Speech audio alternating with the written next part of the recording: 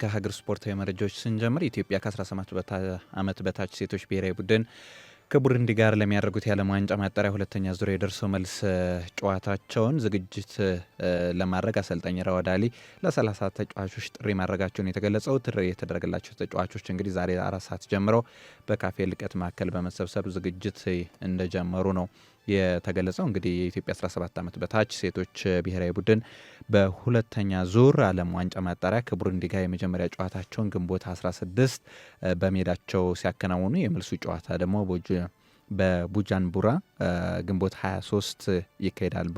በቡሩንዲ ቡጃምቡራ ከተማ ማለት ነው።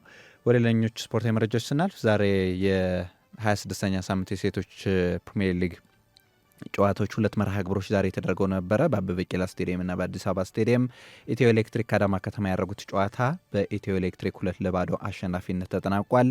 ማህሌት ምትኩ 24ኛው ደቂቃ ላይ እንዲሁም ደግሞ በሽዱ ረጋሳ 62ኛው ደቂቃ ላይ ባስቆጠሯቸው ጎሎች አዳማ ከተማን 2-0 መርታት ችሏል። ኢትዮ ኤሌክትሪኮች እንግዲህ ኢትዮ ኤሌክትሪኮች በፕሪሚየር ሊጉ ጠንካራ ፉክክር ያደርጉ ይገኛሉ። ሌላኛው የፕሪሚየር ሊጉ መሪ ኢትዮጵያ ንግድ ባንክ ሐዋሳ ከተማ ያደረጉት መርሃ ግብር ኢትዮጵያ ንግድ ባንክ እንግዲህ በጠባብ ውጤት 1-0 በሆነ ውጤት ነው ሐዋሳ ከተማን 1-0 በእሙሽ ዳንኤል ብቸኛ ጎል ሐዋሳ ከተማ መርታት የቻለው። እሙሽ ዳንኤል እንግዲህ 15ኛው ደቂቃ ላይ የኢትዮጵያ ንግድ ባንክን የማሸነፊያ ጎል አስቆጥራለች። ኢትዮጵያ ንግድ ባንክ እንግዲህ ነጥቡን ወደ 66 በማድረስ አንደኛ ደረጃን መቆናጠጥ ችሏል። ኢትዮ ኤሌክትሪክ በተመሳሳይ በጎል ክፍያ ተበልጦ ነው 66 ነጥቦችን ሰብስቦ ሁለተኛ ደረጃ ላይ የተቀመጠው። ሐዋሳ ከተማ በፕሪሚየር ሊጉ እንዲሁ በሴቶች ፕሪሚየር ሊግ ማለት ነው ጠንካራ ፉክክርን እያደረገ ያለ ቡድን ነው።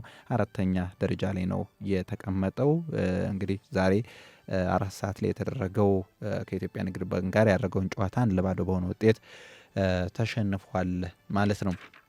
ወደ ሌላኛው ስፖርታዊ መረጃችን ስናልፍ ወደ ውጭ ስፖርታዊ መረጃዎች እንልፍና ትናንት በእንግሊዝ ፕሪሚየር ሊግ አንድ መርሃ ግብር ተደርጎ ነበር። እንግዲህ ወራጅ ቀጠናው ላይ የሚገኘው ቶተንሃም ሆትስፐርስ ከሊድስ ዩናይትድ ጋር ያደረገውን መርሃ ግብር በአንድ አቻ ውጤት የተጠናቀቀ መርሃ ግብር ነው። ቶተንሃም ሆትስፐርስ በዚህ የውድድር ዓመት እንግዲህ ደካማ እንቅስቃሴ እያደረገ የሚገኝ ቡድን ነው። ትላንት ከሊድስ ዩናይትድ ጋር ያደረገውን ጨዋታ 1-1 በሆነ ውጤት ነው ያጠናቀቀው። በሜዳው ያደረገውን ጨዋታ ቶተንሃም ሆትስፐርስ በተለይም ደግሞ ዌስትሃም በአርሰናል መሸነፉ እንግዲህ 17ኛ ደረጃን አስጠብቆ እንዲቆይ አድርጎታል። ትላንት የሚያሸንፍ ቢሆን ምናልባት ከነ ዌስትሃም ጋር ያለውን የነጥብ ልዩነት የሚያሰፋበት እድል ይገኝ ነበር። እንግዲህ ቶተንሃም ሆትስፐርስ 17ኛ ደረጃ ላይ ነው የተቀመጠው በ38 ነጥብ። ዌስትሃም 36 ነጥቦችን ይዞ ደግሞ 18ኛ ደረጃ ላይ የተቀመጠ ሌላኛው ቡድን ሆኗል። ሊድስ ዩናይትድ ትላንታቸው መውጣቱን ተከትሎ እንግዲህ በ44 ነጥብ 16ኛ ደረጃ ላይ ነው የተቀመጠው። የቶተንሃም ሆትስፐርስን ያቻነት የመሪነት ጎል እንግዲህ ማቲያስ ቴል 50ኛው ደቂቃ ላይ አስቆጥሮ ነበር። ከዛ ካልቨርት ሉዊን ፔናልቲ አግኝቶ ለሊድስ ዩናይትድን ወደ አቻነት 74ኛው ደቂቃ ላይ መልሷል። ትላንትም እንዲሁ በተመሳሳይ በጣሊያን ሴሪ ናፖሊ ከቦሎኛ ያደረጉት ጨዋታ ነበረ። ናፖሊ እንግዲህ በጣሊያን ሴሪ ሁለተኛ ደረጃ ላይ ያለ ቡድን ነው በ70 ነጥብ ማለት ነው።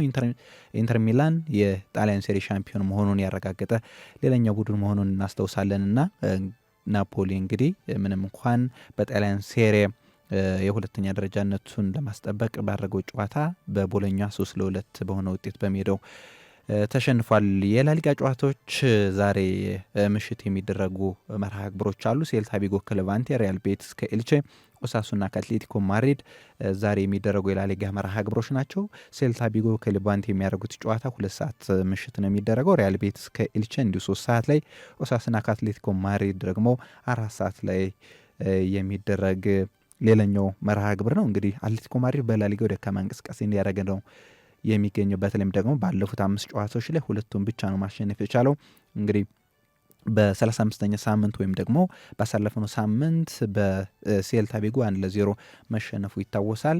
እንግዲህ ከሽንፈት ለመመለስ ወደ አሸናፊነት ለመመለስ ዛሬ ኦሳሱናን ከሜዳ ውጭ አቅንቶ የሚገጥምበት ጨዋታ ይጠበቃል።